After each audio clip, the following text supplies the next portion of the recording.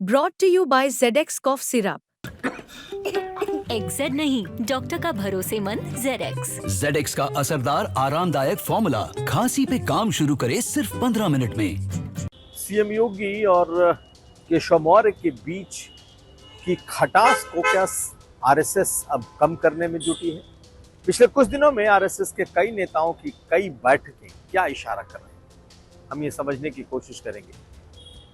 ये भी जानिए कि बीजेपी के दफ्तर में आज संगठन मंत्री, प्रदेश अध्यक्ष और दोनों डिप्टी सीएम मिले हैं। मुख्यमंत्री वहां मौजूद नहीं थे। क्या है इसकी वजह? आखिर दिल्ली में क्या कोई अलग से मीटिंग है, कोई बात होनी है? क्या है इसकी वजह, समझेंगे। और साथ साथ यूपी सरकार को आखिरकार कांवड़ियों के राह में पड़ने वाले दुकानों पर नाम लिखने के मामले में सुप्रीम कोर्ट से झटका लगा है। अब कहीं भी इस तरीके का नाम नहीं लिखा जाएगा। इस ऑर्डर के बाद सरकार का क्या रुख है, ये भी समझेंगे। ये तमाम खबरें आज का यूपी में। नमस्कार, मैं हूं कुमार अभिषेक, आप देख रहे हैं यूपी तक। हम हाजिर अपना न्यूज शो आज का यूपी लेकर। पिछले कुछ दिनों से मुख्यमंत्री योगी आदित्यनाथ और केशव मौर्य के बीच एक शीत युद्ध सा छिड़ा हुआ है। ऐसा माना जा रहा है कि दोनों के बीच खटास काफी ज्यादा बढ़ी हुई है और केशव मौर्य लगातार इशारों में ही सही मुख्यमंत्री पर हमला भी बोल रहे हैं। लेकिन क्या आरएसएस इन दोनों के बीच की कोई मध्यस्थता कर रहा है? क्या ऐसी कोशिशें संघ की तरफ से चल रही हैं कि शीर्ष के इन नेताओं के बीच किसी भी तरीके के मनमुटाव को खत्म किया जा सके? दरअसल चर्चा यह है कि विश्व हिंदू परिषद के एक बड़े नेता 2 दिन पहले लखनऊ में थे। एक और संघ के नेता लखनऊ और अयोध्या पहुंचे थे और पर्दे के पीछे ऐसी कोशिशें चल रही हैं कि जिस तरीके की खाई 2 बड़े नेताओं के बीच में है, इसे हर हाल में कम किया जाए।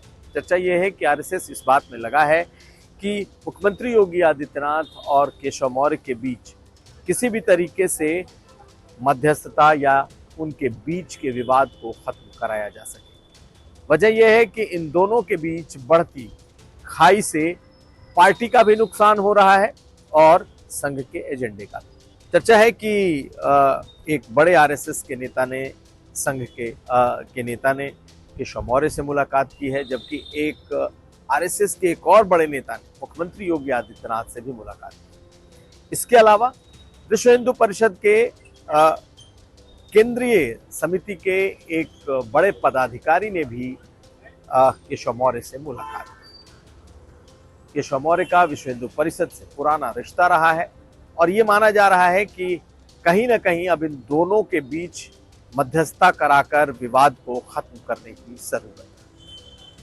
2 दिन पहले यह खबर आई थी कि अरुण कुमार, जो कि संघ के सरकारवाह हैं, वो लखनऊ आएंगे और फिर समन्वय बैठक करेंगे। लेकिन ऐसा कुछ हुआ नहीं और वो बात कोरी की कोरी रह गई, यानी कि उस बात में दम नहीं रहा। लेकिन लोग कहते हैं कि ये बैठक प्रस्तावित थी, लेकिन जिस तरीके का एक मीडिया में जिस तरीके की चर्चा चल रही थी, उससे बचने के लिए फिलहाल इसे टाल दिया गया। लेकिन अंदर खाने ये कोशिश चल रही है कि पार्टी के भीतर 2 बड़े नेताओं के बीच की इस बवाल को खत्म कराया जाए और इसमें निश्चित तौर पर पार्टी का कोई नेता शायद सफल भी ना हो, लेकिन संघ की भूमिका हो सकती है।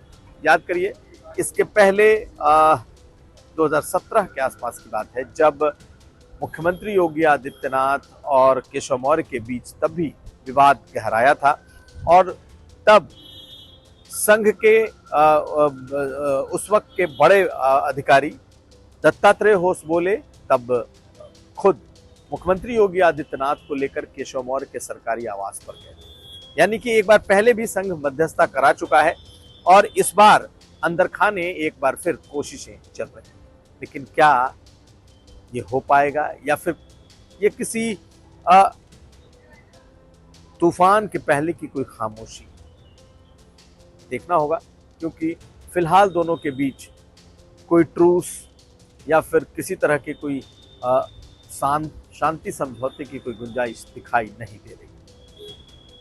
अगली खबर। एक तरफ संघ की कोशिश है कि बीजेपी के भीतर विवाद न बढ़े, दूसरी तरफ ये भी चर्चा है कि 25-26 तारीख को दिल्ली में देश भर के सभी संगठन मंत्री और प्रदेश अध्यक्ष से प्रधानमंत्री की मुलाकात हो सकती है और दिल्ली में बीजेपी के शीर्ष संगठन के नेता संगठन के लोगों से मुलाकात करें और इसी क्रम में उत्तर प्रदेश से संगठन महामंत्री धर्मपाल सिंह भी जाएंगे और कहा जा रहा है कि प्रदेश अध्यक्ष भी जा सकते हैं। यह भी कहा जा रहा है कि जो दूसरे डिप्टी सीएम ब्रजेश पाठक हैं वो भी जाएंगे। यहां तक कि 27 तारीख को चर्चा ये है कि प्रधानमंत्री मोदी की मुख्यमंत्री योगी आदित्यनाथ से मुलाकात भी हो सकती है। लेकिन इन सब के बीच आज लखनऊ में बीजेपी दफ्तर में एक बैठक हुई और उस बैठक में प्रदेश अध्यक्ष भूपेंद्र चौधरी, धर्मपाल सिंह जो कि संगठन महामंत्री हैं प्रदेश के, इसके अलावा दोनों डिप्टी सीएम केशव मौर्य और ब्रजेश पाठक दोनों की एक मीटिंग हुई। अमूमन ये मीटिंग मुख्यमंत्री के साथ होती रही है, जिसे कि कोऑर्डिनेशन कमेटी की मीटिंग कहते हैं, कोर ग्रुप की बैठक कहते हैं, और उसमें दोनों डिप्टी सीएम और फिर संगठन के ये दोनों लोग मौजूद होते हैं। लेकिन बीजेपी दफ्तर के आज की हुई इस मीटिंग में सिर्फ संगठन से दोनों लोग यानी प्रदेश अध्यक्ष और संगठन महामंत्री और दोनों डिप्टी सीएम मौजूद थे। मुख्यमंत्री इसमें नहीं थे। माना जा रहा है कि उसी दिल्ली की मीटिंग के लिए यानी कि हार की समीक्षा को लेकर के हो सकती है कि दिल्ली में जो मीटिंग हुई हो उसे लेकर आपस में बैठकर कुछ तय किया गया हो कि जब दिल्ली जाएंगे तो उत्तर प्रदेश के हार के बारे में और क्या कहा जाएगा, क्योंकि अब बारी संगठन मंत्री की है जब वो अपनी रिपोर्ट देंगे, अब बारी ब्रजेश पाठक की भी है जब वो भी अपनी बात कहेंगे, और कहा जा रहा है कि आखिर में मुख्यमंत्री को भी दिल्ली में सुना जाएगा। तो हो सकता है ये बैठक उससे जुड़ी हुई बैठक, लेकिन सीएम का इसमें ना होना हैरान भी करता है और चौंकाता भी। अब अगली, तो दुकानों पर नाम और लाइसेंस नंबर लिखने का जो अभियान शुरू हुआ था और खासकर पश्चिमी उत्तर प्रदेश में कांवड़ियों के राह में जितनी भी दुकानें हैं उस पर जो एक कैंपेन शुरू किया गया था कि वहां पर हर दुकानदार को अपना नाम लिखना होगा, हर खाने पीने के स्टॉल पर न सिर्फ नाम बल्कि लाइसेंस नंबर भी डालना होगा अगर वो प्रतिष्ठान खाने पीने के बड़े हैं। दरअसल आज सुप्रीम कोर्ट ने सरकार के इस फैसले पर रोक लगा दी। कुछ दिन पहले कांवड़ियों के रूट में पड़ने वाले शामली, मुजफ्फरनगर, मेरठ, इन इलाकों में सभी दुकानदारों को, चाहे वो रेहड़ी पट्टी वाले हों या फिर ठेले के वाले हों या ढाबे वाले हों, सबों के लिए सरकार ने ये मैंडेटरी कर दिया था कि हर किसी को दुकान के मालिक, दुकान के ओनर का नाम लिखना जरूरी। इस पर हंगामा बढ़ा तो बकायदा सरकार ने 2006 का food security and safety act के तहत वो नियम लागू कर दिया जिसमें कभी ये कहा गया था कि हर दुकानदार को अपना लाइसेंस, अपना नाम इस पर लिखना मैंडेटरी है, जरूरी है। उसके बाद से ये हंगामा मचा हुआ था कि आखिर नाम लिखकर क्या सरकार मजहब जानना चाहती है?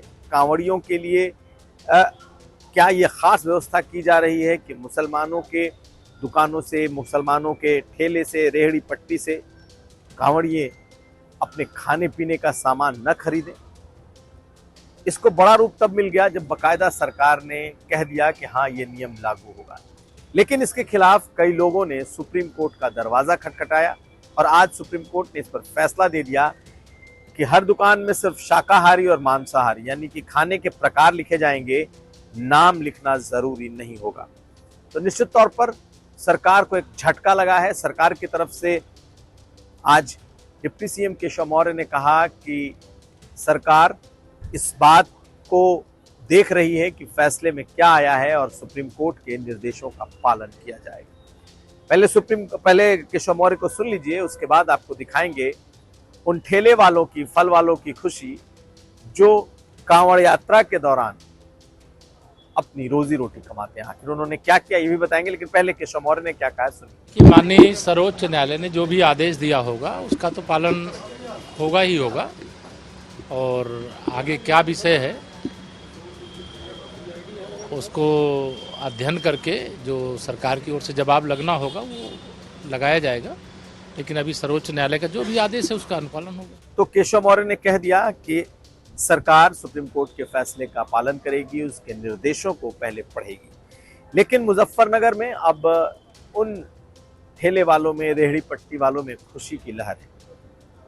उन ठेले वालों ने जिन्होंने अपने नाम को लगा रखा था, निसार फल वाले, इस तरीके के जितने नाम थे, जो जूस वाले थे, सबों ने अब अपना अपना नाम की पट्टिका हटानी शुरू कर दी है। और उनके भीतर ये कोर्ट के आदेश के बाद ये खुशी की लहर है, क्योंकि अब कम से कम उनके ठेले की कोई मजहबी पहचान नहीं होगी, उनके दुकान की कोई मजहबी पहचान नहीं होगी। और अब कौन हिंदू है, कौन मुसलमान है, कम से कम खाने वाले और खिलाने वाले इसका फर्क नहीं कर पाएंगे। तो ये था आज का यूपी। हम कल फिर हाजिर होंगे, हमें दीजिए इजाजत।